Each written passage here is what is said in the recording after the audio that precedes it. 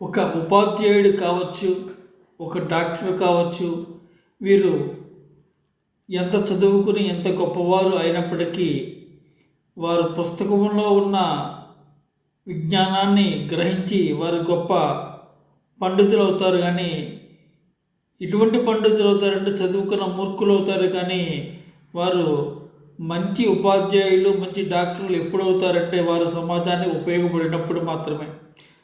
సమాజం పట్ల వారికి ప్రేమ, గౌరవము, మర్యాదలు లేనట్లయితే ఆ ఉపాధ్యాయుడు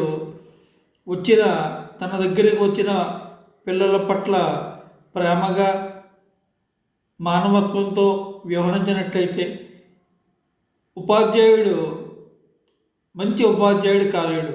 ఒక డాక్టర్ గారు ఎంత గొప్ప డాక్టర్ అయినా తమ దగ్గరికి వచ్చిన విద్యార్థులు తమ దగ్గరికి వచ్చిన పేషెంట్ల పట్ల ఎంత ప్రేమగా, ఎంత గౌరవంగా, మానవత్వంతో వ్యవహరించినట్లయితే డాక్టర్ గారు చేసే శస్త్రచికిత్స కంటే ఆ మంచి మాటలే మంచి మందుగా పనిచేసి ఆ రోగికి నయం అవుతుంది.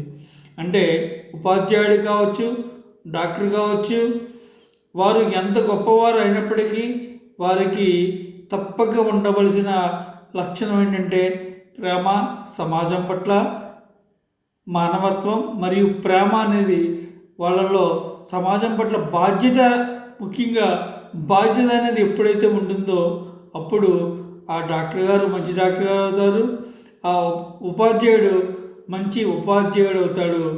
Thank you. దయచేసి సబ్స్క్రైబ్ చేయండి. చివరున్న గంట సింబల్ నొక్కండి. దాంతో సింబల్ యాక్సెప్ట్ చేయవలసిందిగా కోరుతున్నాను. Thank you.